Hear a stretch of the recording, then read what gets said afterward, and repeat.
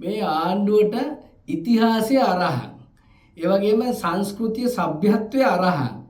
ඒ වගේම මේ ආණ්ඩුවට ජයමංගල ගාතත් අරහන්. මොකද වැඩ පටන් ගන්නකොට පාර්ලිමේන්තුවේ ජයමංගල ගාත කිව්වෙත් නැහැ.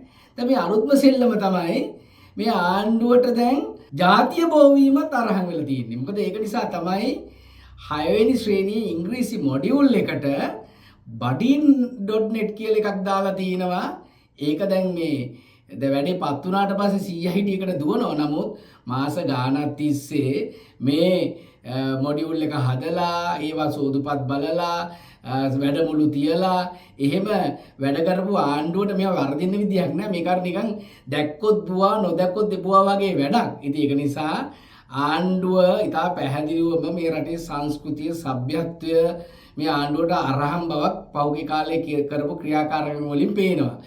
ඒ වගේම තමයි ඉතිහාසයේ පෙළපොතින් අයින් කරන්න කටයුතු කරන්න උත්සාහ කරන ආණ්ඩුව ඉතා සූක්ෂමව ඉතාමත්ම උපාය මාර්ගිකව මේ සමලිංගික ක්‍රියාකාරකම් දරුවන්ගේ ඔළුවට දාන්න උත්සාහ කරන බවක් අපිට පේනවා.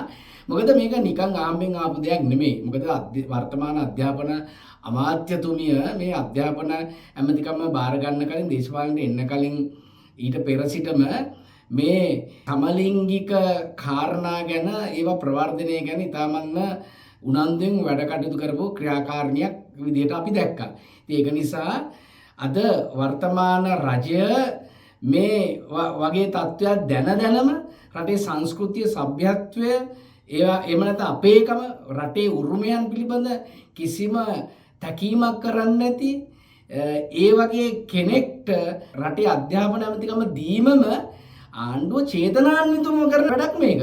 මොකද ආණ්ඩුවේ දැන් වර්තමාන ආණ්ඩුවෙන් අපේ රටේ දරුවන්ව බේර ගන්න සිද්ධ වෙලා තියෙන්නේ. මොකද දැන් දෙමව්පියන්ට සිද්ධ වෙලා තියෙනවා මේ මොඩියුල් එක කෙසේ වෙතත් මේ අලුතෙන් එන මොඩියුල් වලින් දරුවන්ව බේර ගන්න. ඉතින් මේක ඉතාමත්ම සාහසික ක්‍රියාවක්.